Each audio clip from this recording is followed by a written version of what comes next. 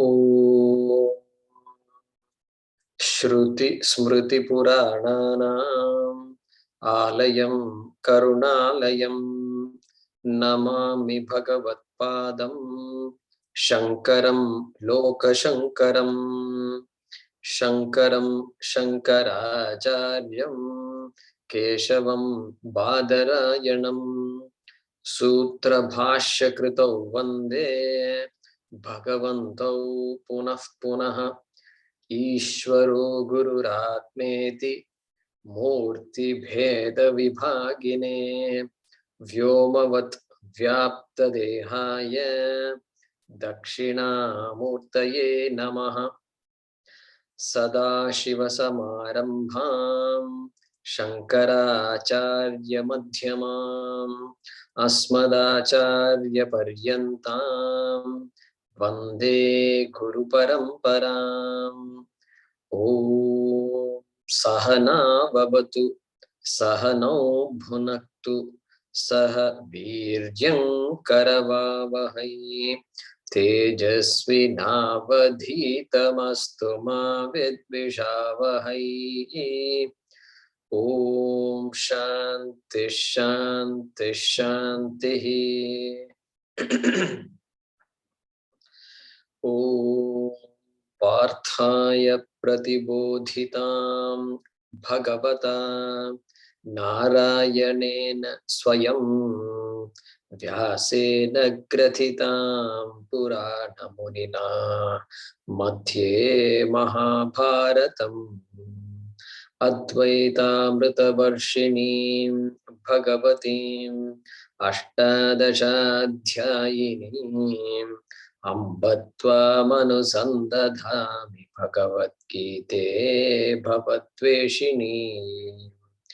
यं ब्रह्मा वरुणेन्द्ररुद्रमरुतः स्तुन्वन्ति दिव्यैस्तवैः वेदैः साङ्गपदक्रमोपनिषदैः गायन्ति यं सामगाः ध्यानावस्थिततद्गतेन मनसा पश्यन्ति यं योगिनः यस्यान्तं न विदुःसुरासुरगणाः। देवाय तस्मै नमः देवाय तस्मै नमः।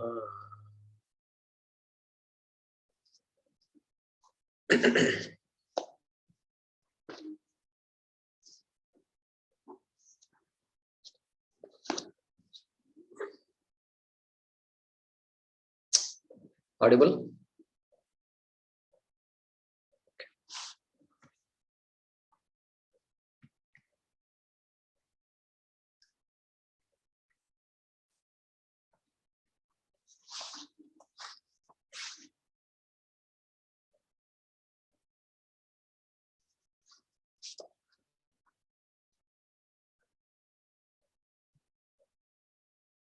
Yeah, Satish.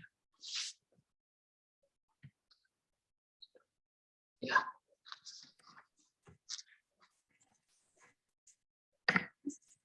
From 30. यो मां पश्यति सर्वत्र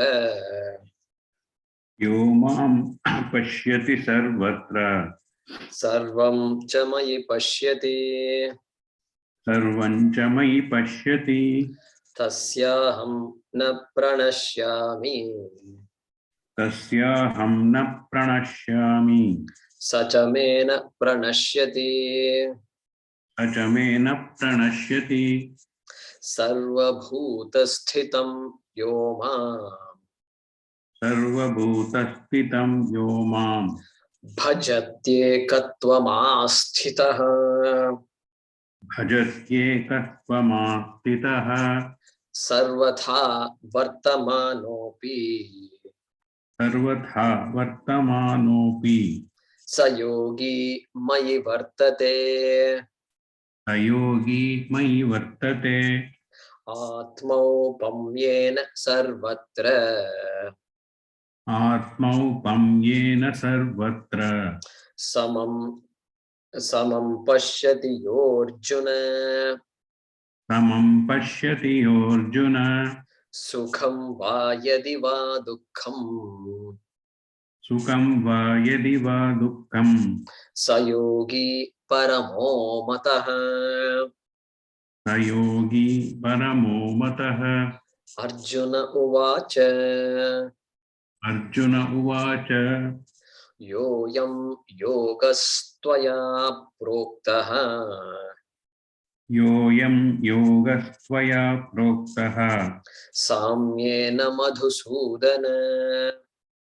Samyena madhusudana. Etasyaham na pashyami. Etasyaham na pashyami. Chanchalatvat sthitim sthiram. Chanchalatvat titim sthiram. Chanchalam hi manah Krishna. Chanchalam himana Krishna. Pramathi balavadridam. Pramathi balavadrudam. Tasyaham nigraham manye. Tasyaham nigraham manye. Vayoriva sudushkaram. Vayoriva sudushkaram. Shri Bhagavanuvacha. Shri Bhagavanuvacha. Asamshayam mahabaho. Asamshayam mahabaho. Mano durnigraham chalam. Mano durnigraham chalam. Abhyasena tu kaunteya. Abhyasena tu kaunteya. Vairagyena cha grihyate. Vairagyena cha grihyate. Yeah. So that is number 35 is where we had paused the last class. So when we chant these shlokas from the beginning, Shruti, Smriti, Purananam, etc. So some of you are paying attention and listening. Listening is good. Listening is meant for the class. The chanting is meant for everybody. We are supposed to chant together. And so, don't sit like this and then, oh, so Guruji is chanting. Should listen to Guruji. Yeah, listen to Guruji. Rest of the class you can listen, but it's a sahana bhavatu. May you protect both of us, which means, and I'm not the only person who should be chanting this. You also should be chanting it. So, this is the time to chant together in a classroom. It's reverberating. Everybody is chanting together. And fortunately, it's hard to simulate that here online. So, but feel free to get the shlokas. If you don't have the shlokas in front of you, keep it ready and chant. Let's chant together. Okay.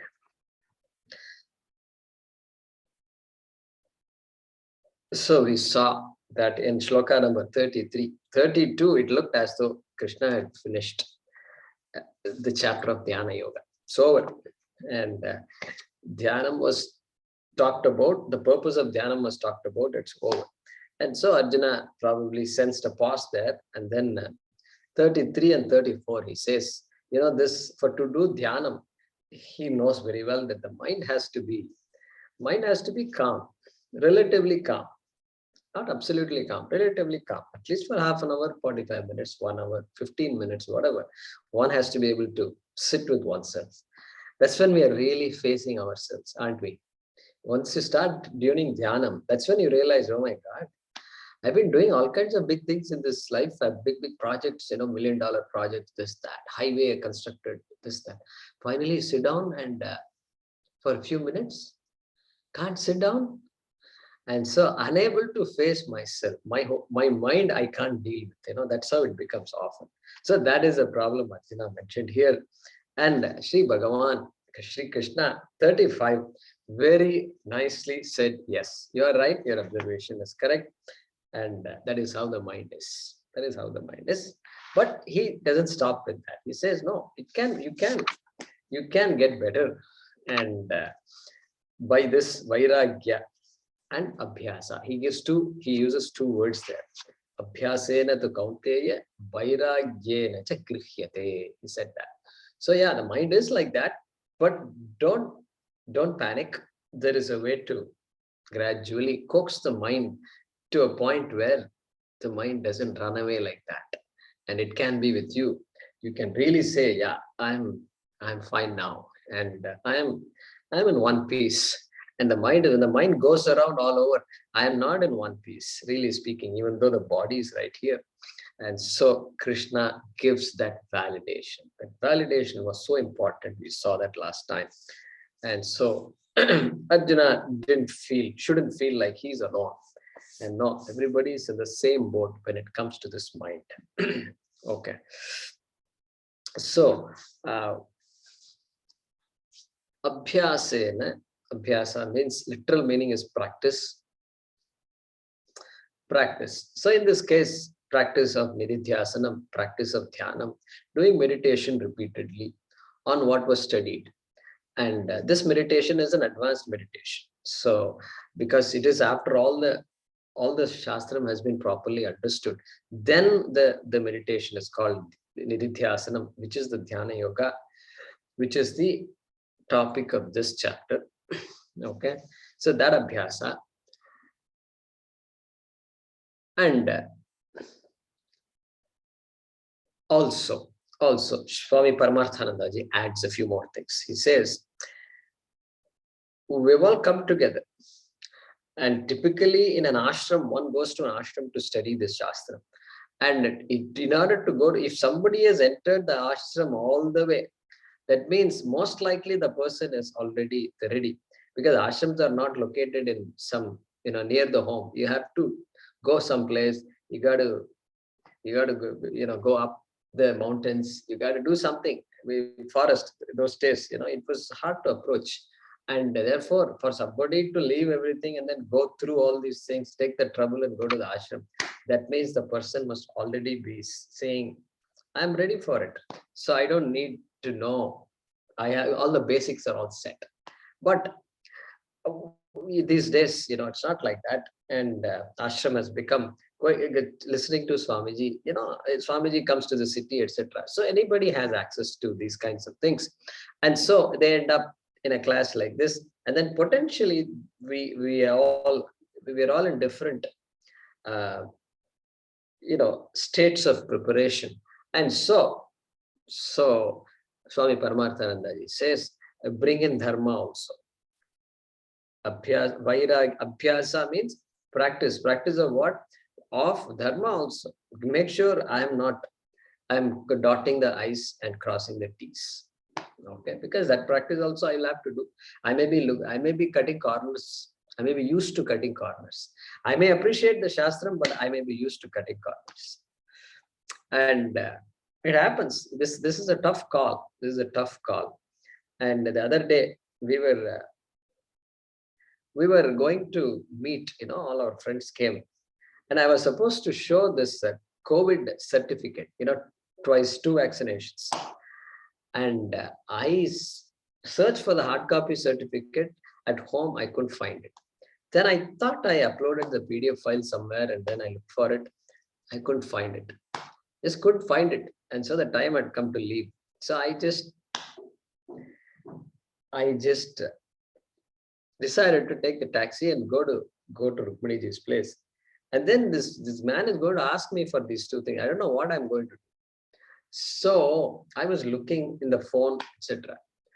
And then this when I met him, he gave me the idea.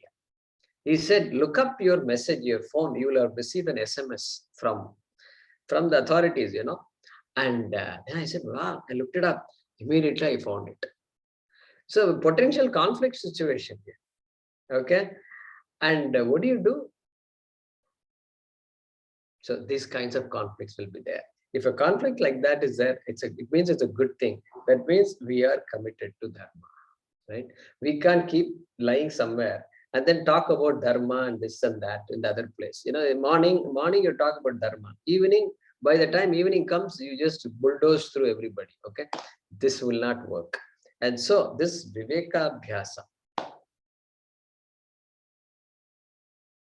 Abhyasa, viveka abhyasa, vivekaha. Viveka means what? Very beautiful word in Sanskrit.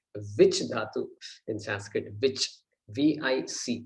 or VICH if you want, which. And which means to separate things out.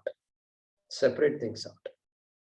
And wheat and chaff, they say separate the wheat from the chaff, So all the skin and all that is there. And separating it out, so you have the main thing is separated from the things that you don't need. That's the idea. That is called, from that root, we have this vivekaha, beautiful word, which says you must see things clearly. Everything is mixed up in life. Everything will be mixed up. And the children will not be able to. Children have to learn these things from parents and from others. They learn how to see things. When somebody says something, do you take it literally? Does he really mean it? All these things children can't figure out, but an mature adult can figure it out. So separate things. So reading between lines, all these things, right? So that is why our Saraswati, they have this, often she is shown with a swan, a heavenly swan, okay, swan, I think, okay, I think a swan is a duck family. So the swan has a heavenly swan. It has the capacity to separate the milk from the water. Swans cannot do all this, but that heavenly swan is supposed to have this capacity. And so it says, you must be able to separate the water from the milk. That is Viveka. Okay. And so dharma, values, Ishvara, karma yoga, jnana yoga, everywhere this Viveka is required. What's the right thing to do? What's the best thing to do? Right, many right things can be done. Then what's the best thing to do? Okay, so Satish ji says Hamsa Kshira Nyaya. Okay, Hamsa Kshira Nyaya. So the logic of the milk being separated from water by this Hamsa. So Paramahamsa and all they say, those words we use to refer to sannyasis, etc. Paramahamsa, Ramakrishna Paramahamsa, like that we say. So that we appreciate that need to. So often it is simple. We know what we are doing wrong. It's not like this is an unknown thing. We are always in situations where we know what's the right thing to do, what's not the right thing. So abhyasa. So this is where abhyasa is required. And of course, moksha purushartha. There is dharma, there is artha, there is kama, and then there is moksha. That moksha is whether it is apraptasya praptihi or praptasya praptihi. By now, I think you all should know this. Okay, moksha is apraptasya praptihi, means I don't have moksha now, I have to get it. Immediately, if you say that is your definition of moksha, it will put you on a track of karma. If you say moksha is praptasya praptihi, suddenly jnanam. It can be, moksha has to be already achieved. The infinite cannot be achieved by any karma, and I must be complete already. There is something that is separating me from that moksha. What is that? Okay, that is ajnanam, and therefore jnanam becomes karma, jnana. These are the only two possibilities. And then all the other yogas and this and that they talk about will come under the different types of karma, different types through which you can get moksha. And then among the different types, there are different heavens also. And so my heaven, your heaven, his heaven, her heaven, etc. So many different heavens are there, and going to heaven becomes the goal and becomes moksha. So we have to be clear about these things. So all this is Viveka. Let's look at how beautiful it is. And so Abhyasena, and then Vairagyena. Okay.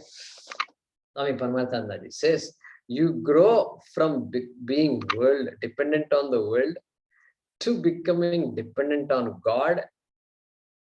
Okay, world dependence to God dependence to self-dependence to independence. Okay, dependence is not locking yourself in an apartment and saying this apartment is mine and I am by myself. Not that independence. Dependence means freedom. That's it. Free. I am free. Oh, job is over. That kind of independence. And so therefore, then he mentions Vairagya. Abhyasa is clear. What about Vairagya? Why Krishna brings Vairagya? Vairagya means what? Raga. The root is Raga. Raga means likes and dislikes. Raga Dvesha. And Vigataha Ragaha Yasmat. The one from whom This likes and dislikes no longer have a hold. No longer have a hold. Okay, likes and dislikes are Shakti, remember, Icha Shakti, Icha Shakti. So that Shakti all of us have. And it's no animal can say, oh, look at the sunshine, how beautiful it is today. Even though the cow and the dog and everybody, in fact, the dog looks at the sunrise, not sunshine, sunrise, I meant. Sunrise, dog looks at the sunrise before I get up also. Okay, but no dog can appreciate the sunrise. No dog can say, oh, today is Amavasya. Today is a special day. Today is Ekadashi. Oh, I think I've been eating all kinds of stuff all these weeks. I think Ekadashi, I must follow a diet. I'm going to eat some fruits, whatever. Okay, so I'm going to stay away from these kinds of things. Here, this community is good. I'm going to be in that part of that community today. Okay, can't say all that. Yeah, Sir Rameshji, go ahead. Jai Kumarji. Yeah. When you say that animals may not appreciate the sunrise and sunset, every sunrise, especially sunrise, group of birds, I don't know where they are, they come during the time, they fly around until the sunrise happens, and then I don't know how do they communicate. Probably we don't know how do they communicate. Right. Animals. Fair enough. Fair enough. Every day we see that one. Fair enough. And so Rameshji talks from that experience because he lives close to a beach or on a beach. And so he has the benefit of seeing all these things, observing. And so, yeah, we are not saying they can't recognize sunrise. In fact, during the, when there is a storm, approaching storm and a tsunami and things like that, they say these birds sense the tsunami long before the tsunami actually hits the land. And they go away further and further, and nobody knows why. And finally, they realize, oh my God, storm is approaching. So they are they are capable of sensing all this. We're not saying that. We're talking about the nuances of all these things. And let's for a change, let's do this. For a change, let's do that. And all those ideas are not there. They are all living instinctively. Animals' lives are always instinct based. Whereas we do a lot of deliberate things. Our types of appreciation and enjoyment is highly nuanced. That kind of nuance is not there. And there is no free will for animals anyway. So that's what we meant here. We are not saying that they don't have their capacities and skills in certain things. The dogs can smell. And so they're used for that capacity. They're used by the law enforcement agencies and things like that. We know that. But what we are talking about is viveka. Right, wrong, etc. doesn't exist for the animal. And therefore, guilt and hurt don't exist for animals, only for human beings, only for beings which have free will and self-consciousness. They are the only ones who, because they make conclusions about themselves in addition to others, this free will and hurt becomes real for us. Okay, so Vairagya, I was talking about Viragasya Bhavaha, and that Raga Dvesha, one must master. He has talked so much about Raga Dvesha, the second chapter and third chapter also. And so here he repeats that. He says, I project security on objects that cannot give me security. Money will give me security. Family will give me security, etc., etc. These are the big things in life. They're all important. Money will give me comforts is a perfect objective statement. No doubt about that. Nobody can deny that. Money will make me secure. This is where the problem. This is where the rub is. This is where the rub is. And if money made people secure, then no wealthy person would be calling a psychologist. Okay. And so it won't work. So there is some problem there. And so this is called Shobana Adhyasa in Sanskrit. Adhyasa means projection. I project a quality on a thing that the thing does not have. Correct? That is called Adhyasa. Adhyasa. And then there are two kinds of adhyasa. I project a positive quality on a thing that that thing does not have that positive quality. That is called shobhana adhyasa. Shobhana adhyasa. Shobhana adhyasa means like a note, 100 rupee note. 100 rupee note can buy things for 100 rupees. Whatever you want, you can buy with the 100 rupees. That's a fact, no doubt about that. The 100 rupee multiplied by 100 will make me secure. This is a problem. This is where the rub is. And I need that money to buy a car. I need this money to buy a house. All that is perfect. But if I need all this in order for me to be secure, permanently secure, no, it won't work. You need all that.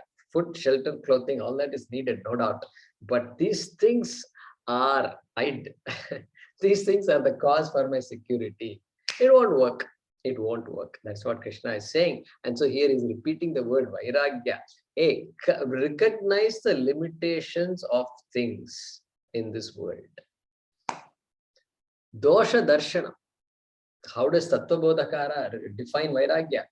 Iha amutra phala bhogeshu icha rahityam dosha darshana. He says,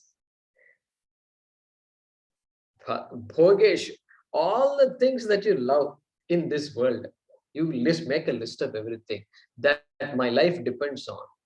Okay. And then you list all the things. And then he says, the author says, dosha darshana. In all these things, you must see the limitations of these things. You must see the value of these things also. And you must see the limitations. Limitation doesn't mean you reject everything. No, value is seen clearly. But beyond that, if I see something, it is called Shobhana Adhyasa. It is my own projection. And the minute I start projecting, I am the one who will suffer. I am the one who will suffer. And therefore, that Shobhana Adhyasa is there. The opposite of that is Ashobhana Adhyasa. Opposite of that. That means I see a negative quality on an object. A negative quality. Okay. So the weed, weed. The weed is an example that comes to me. A plant is there, different kinds of plants are there, but some things I label as a weed, and because it's useless for you, Tulasi is the main thing you want. You don't need all this grass and other things going around it. So you keep pulling it out all the time. But there is somebody else, one Ayurvedic person, he actually grows all these things. And he's selling you that product also. You're paying a lot of money also to buy that. Okay, those herbs that are growing outside, you have no idea what herbs these are. Okay, so who is to say what is what? So I keep projecting some negative quality, and and like the snake on the rope, I look at a rope, and then what do I say? I run away from it. I run away from it because it has a negative quality. Snake. Shobhana Adhyasa makes me move away from an object. Shobhana Adhyasa makes me go towards an object. That is what Adhyasa does. These are the two things. And here Krishna is saying both Adhyasas we have to be careful, and there also practice is needed, Abhyasa is needed, and therefore two extremes. People go to two extremes. World is a cause of all my sorrow. Therefore, I reject the world. So go to the other extreme. Give up everything. Give up everything. And then still confused. And give up everything and do what? Then the mind is always there. Oh, I gave up this. I gave up this. I'm struggling without this. I'm struggling with that. This is what happens. And so be clear about what's what. But raga, dvesha, am I clear about the fact that nothing in this world can really make me secure? I need a lot of things in this world for me to survive. Okay, survival of the body, there are certain things that are needed. But security doesn't come from any of those things. I must be already secure. This is the only possibility. Otherwise, security is not possible at all. Apraptasya praptihi will never make me secure. The security can only be there in praptasya praptihi. Correct? So this kind of thinking is required. And so Krishna is reminding us about these things. And so Swamiji mentions 3 points here: money, power, and relationships, or money, power, and acceptance of others, acceptance by others, approval by others, etc.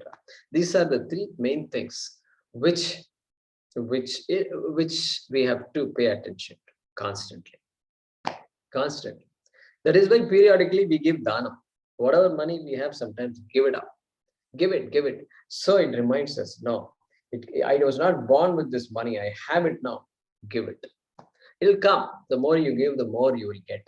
And so give, get. So we don't get hooked to something like this. And power also is intoxicating. And so some people can give up money, but cannot give up power. They feel utterly powerless, vulnerable if they don't have power. If they don't have authority, they feel very vulnerable. And so that's another dependence. So like this, there are things. And then relationships, of course. And so look at the beauty here. So our ashrama, brahmachari, grahastha, vanaprastha, sannyasa. Growing out of relationships. How beautiful it is. That, I think it's very practical. You might say, oh Guruji, this is impractical. This is too much. How can I give up my own people? My own people? You're asking me to give up? No, we don't have to give up anybody. In fact, you look at Swamiji. So he knows so many people talk to him. He says, I know a million people, he says. And if at all, who is a samsari? Tell me. You are a samsari or Swamiji is a samsari? Constantly getting calls. Today I was looking at the time when I started the class, 1 minute late, etc. And I was reminded of our classes in the ashram.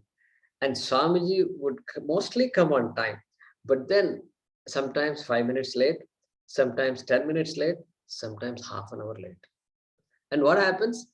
We don't think he's forgotten and all that. No, many people calling him.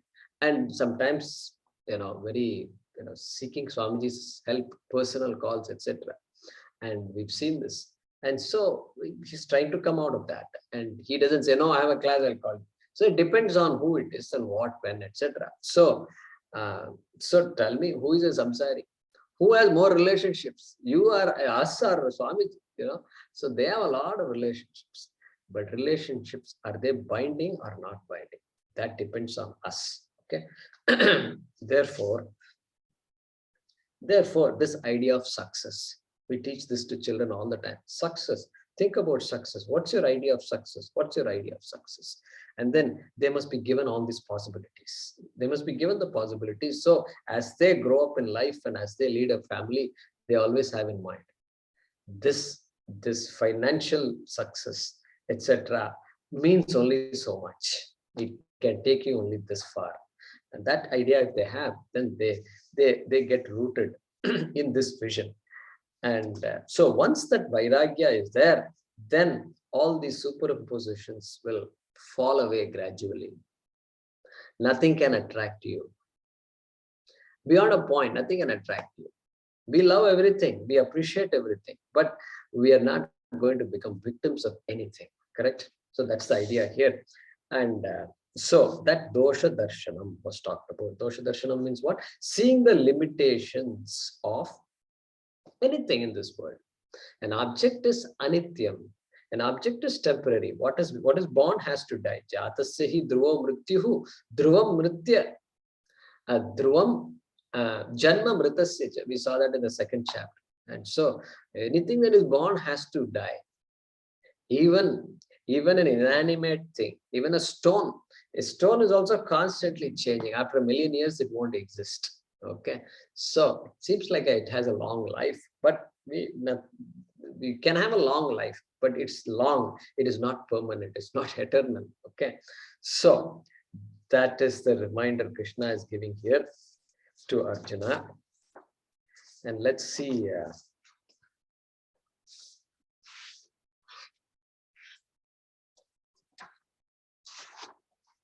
Okay, let's translate this. Shri Bhagavan Vacha. Sri Bhagavan said,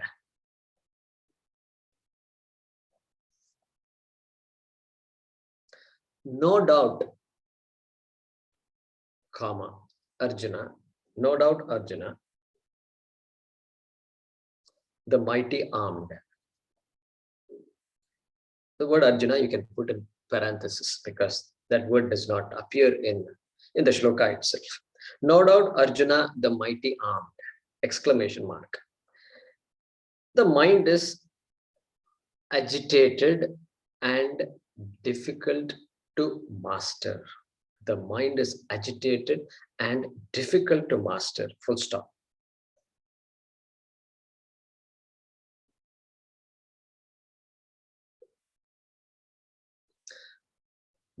But, full comma, but Kaunteya, meaning son of Kunti, within parenthesis, Arjuna, but Arjuna, Kaunteya means son of Kunti. The mind is mastered by practice and objectivity. It is mastered by practice and objectivity. It means mind. It refers to mind. But Kaunteya, Arjuna, the mind is mastered by practice and objectivity. Subjectivity is sometimes called dispassion, vairagyam. In English, different words can be used. But seeing things as they are, and knowing when I am projecting, knowing when I am not projecting, knowing that I have given too much value on something. Okay. He will make me happy, she will make me happy. Projection. You have to think through. This is what meditation is. Look at how many ideas we have for meditation. Hey, I want him to be happy. I want her to be happy. That's a good thing because that requires me to give. Giving is the best thing. Okay. Taking, if the habit, taking becomes a habit, then you get stuck because for you to take, somebody has to give, and somebody has to give means that may or may not happen. But if I can give, I keep giving, and if giving makes me happy, then that's a great thing. And so this he makes me happy, she makes me happy is good to have, and then after a while you grow out of that. I want everybody to be happy. I want everybody to be happy. What can I do to make everybody happy? That's all. I'll do whatever I can do. It's a good attitude to have. Okay, so we've completed number 35, where Krishna said that the mind can be mastered by practice and objectivity. That is Krishna's response to Arjuna's question about the mind being agitated. And Krishna is going to continue that, his response. Let's chant the next one, number 36. Okay. Yeah, Sunita Chavendra.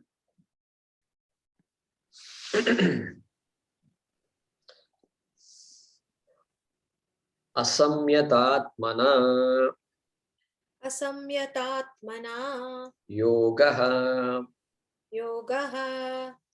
dushprapa iti me matihi vashyatmana tu yatata shakyo vaptum upayatah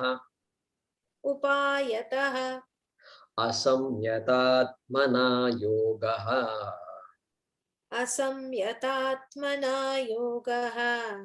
dushprapa iti me matihi vashyatmana tu yatata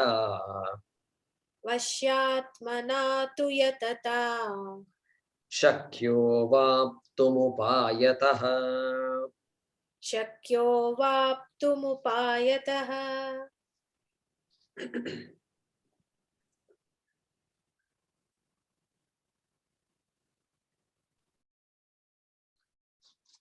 So the mind is agitated.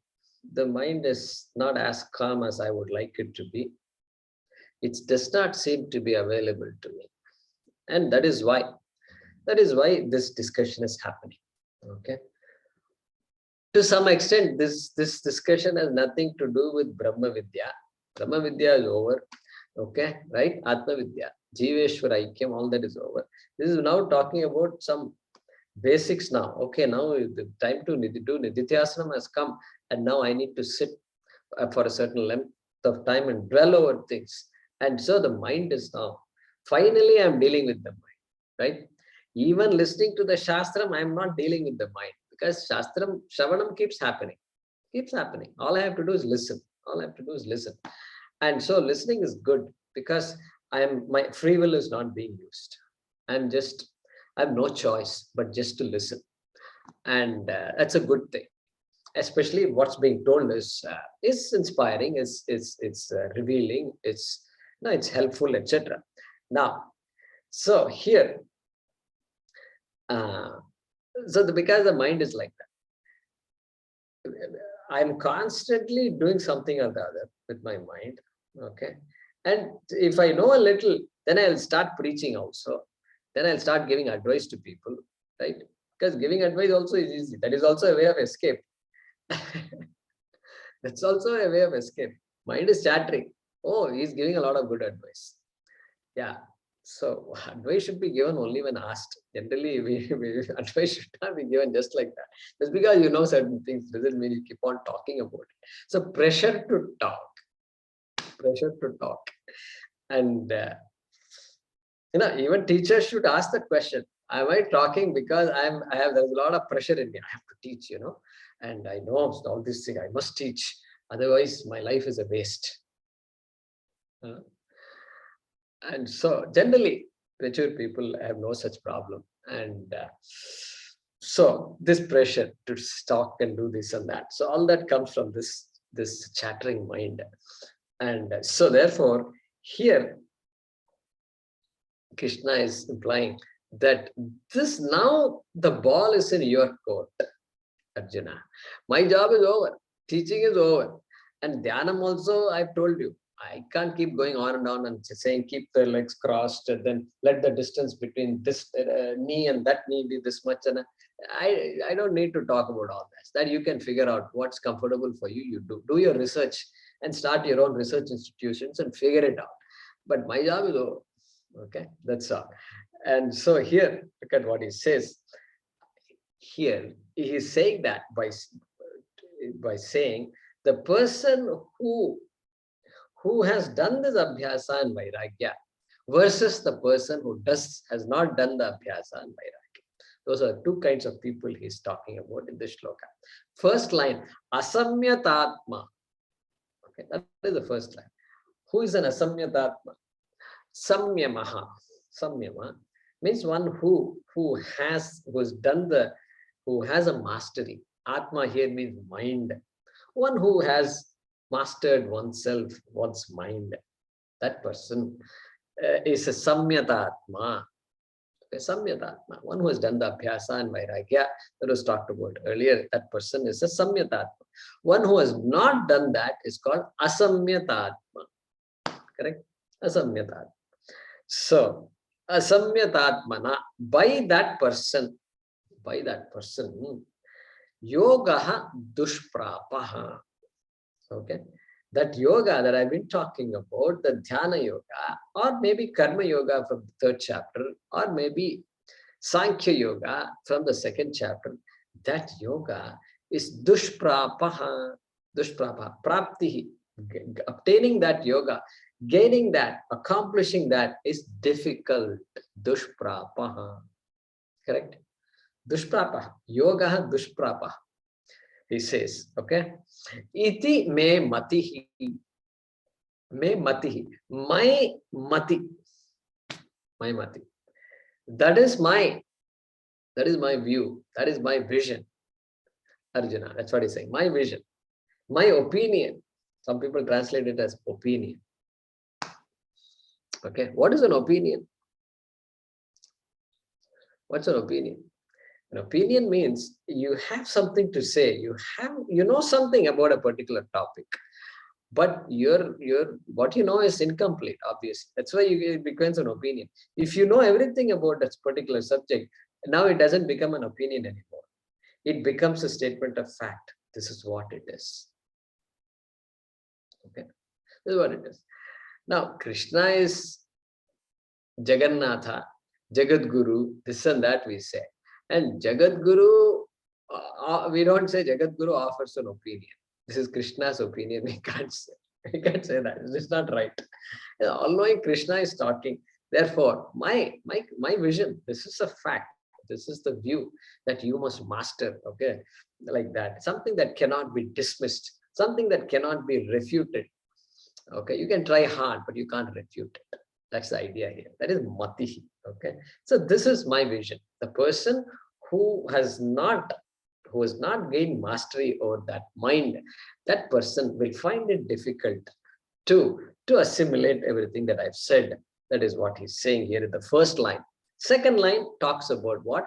Tu. Whereas, on the other hand, okay, on the other hand, the Vashyatma, and then yatat. These are the two. The person is described by these two words. Vashyatmana tu yatata. By the person who has mastered the mind. Yatata is same as samyatatmana of the previous line. Okay, samyatatmana. Yatata is just using a different word. There he is using samyama. Here he is using the word yama. So, yatata. By that person who has mastered her mind, that person yatata, and who is also vashyatma. Same meaning here, vashyatma also. Vasha means under the control. The one in whose control the mind is. One whose mind is in one's control. That is the meaning of yatata. Yatata is mastery. Vashyatma is control. Means what? Means when the mind tends to do certain things that are not right, then that are not appropriate, immediately I can watch for it. See that? That means the mind is under one's control does not mean the mind will just sit like that. And the mind is like a dog that's just wandering around. You have to keep pulling the dog towards yourself all the time. The dog is needed. It's always look around like this. You cannot tell the dog, keep looking this way. We are going this way, okay? Don't look this side and that side. Okay, don't look back also. You can't tell these things to the dog. It will just do all these things. It knows what it's doing, but at the same time, it wants to keep seeing everything. Okay, are there any other dogs nearby? Hey, you are not a dog, okay? I want to see some dogs for a change, okay? I've been looking at you all day long. I want to see some dogs. So I do all kinds of things. So the mind will always do this. And therefore, can I allow that to happen and still get the mind back? Yeah, I can do that. That is called Vashyatma. Vasha means getting something under your control. Okay, that is Vashyatma. And then, so that person who is described in these words, and what about that person? Yogaha avaptum shakyaha. Shakyaha means capable of. Shakya means capable of. Capable of what? Avaptum, accomplishing, gaining.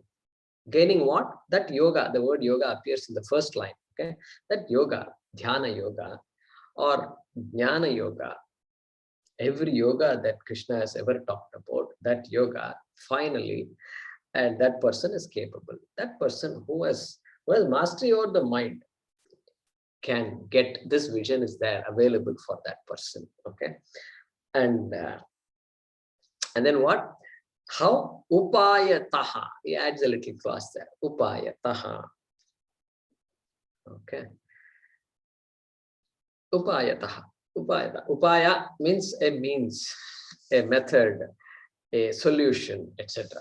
And so here, upayataha means by this practice of abhyasa and vairagya. That was mentioned in the previous shloka. That is one way in which Swamiji interprets this, upayataha. So Sanskrit students should rejoice with the word, especially beginner students, upayataha. So they learn, we teach this. The student goes home from the school. Vidyalayataha chatraha griham gacchati, we say. So we teach that Vidyalayataha. This taha suffix is very nice, very simple, and it can attach itself to any word. And so we teach this quickly. This from something. The fruit fell from the tree. Vrikshataha. Okay. Where are you coming from? I'm coming from work. I'm returning home from work. Karyalayataha. Like that we teach. And that's easy to understand. And so here also, upayataha.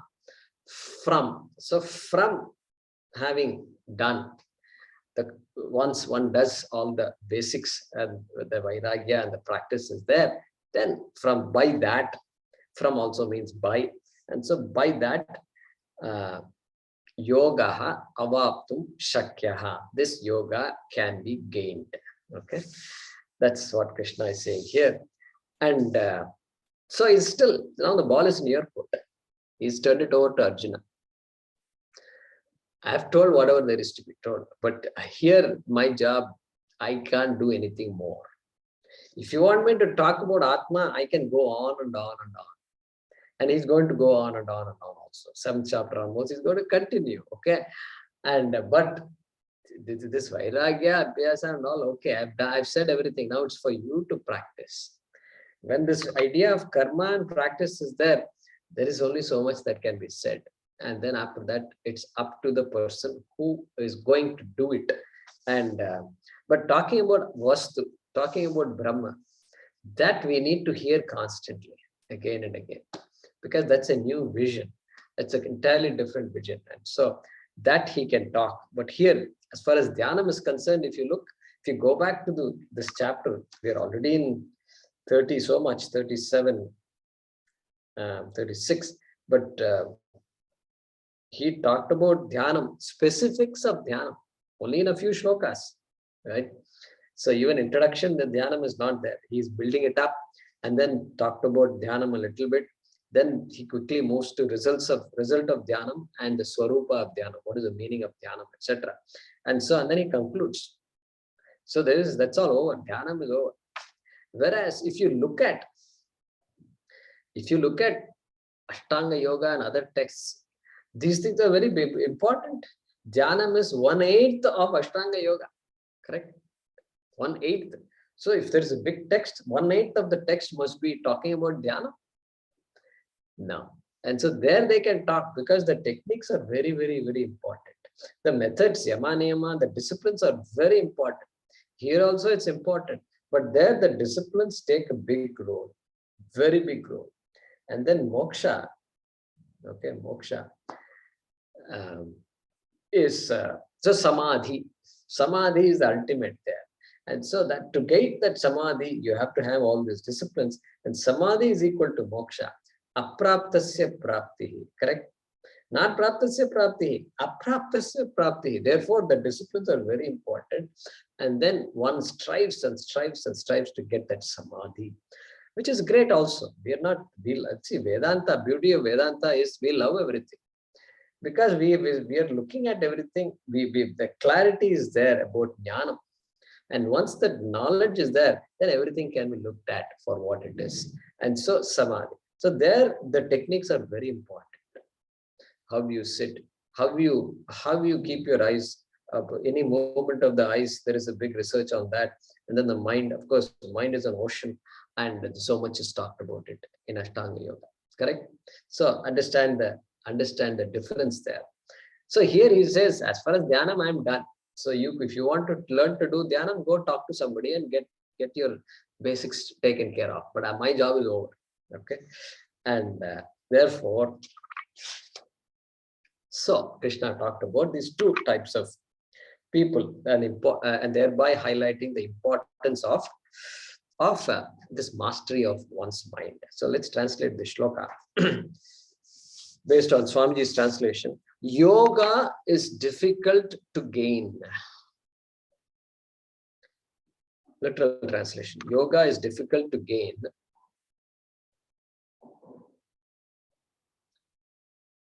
for the one by whom the mind is not mastered.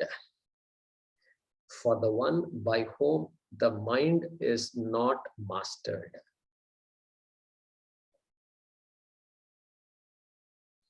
See, the word mastery is important versus control. The more you think about it, you'll appreciate it. Control. Control means there is an exertion. There is an exertion involved. And there is a fear of loss of control. Always. Control is always accompanied by fear of loss of control. Every CEO has that fear of every company. Everything is working fine. Fear is there. Things may not work out. Supply chain may break anytime. The raw materials I need to make all these products, are they all available? What about the prices? Going up, raw materials, negotiations, this, that, constant. So control means out of control. But mastery is beautiful. You know why? Suppose you know to speak a language, your mother tongue, you know, Kannada, or Telugu, or Gujarati, or Hindi. You know it. You're a master of the language. At least for your basic communication, you're a master. You're never afraid. Are you ever afraid? Oh, if I forget my mother tongue, what will happen? Nobody has that fear, correct? The mastery. So you're clear about it. There is no more fear of loss, etc. Fear. That's why mastery is a good word to use here. Often and control, the word control can be misinterpreted. And so important. Next sentence. This is my vision. Full stop.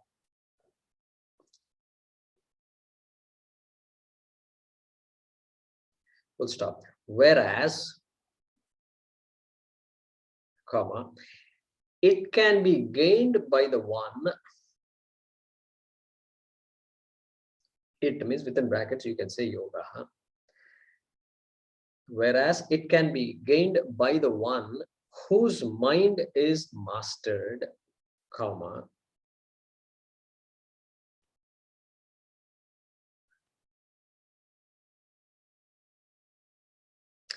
who makes effort with the proper means. Who makes effort with the proper means.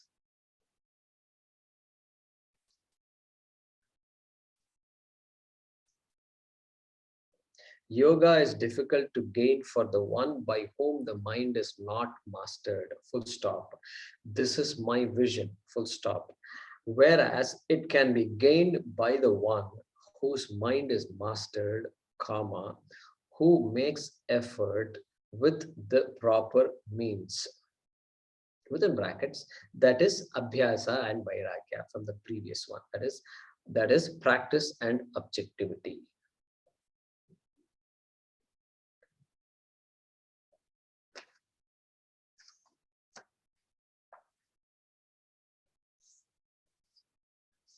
Yeah, everybody got that translation? Yeah.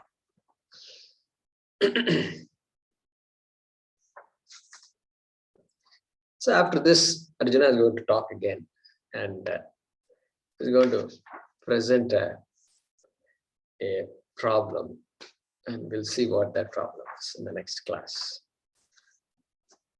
Om Swastik Prajabhyah Paripalayantam Nyayena Margena Mahim Mahishaha Go Brahmanebhyah Shubhamastu Nityam Lokas Samasta Sukhino Bhavantu Kale Varshatu Parjanyaha Prithvi Sasya Shalini Desho Yam Shobharahitaha Brahmana Santu Nirbhayaha Om Sarve Bhavantu Sukhinaha Sarve Santu Niramayaha Sarve Bhadrani Pashyantu Ma Kaschit Dukkha Bhag Bhavet Asato Ma Satkamaya Tamaso Ma Jyotirgamaya Mrityorma Amritangamaya Om Purnamadah Purnamidam Purnat Purnamudachyate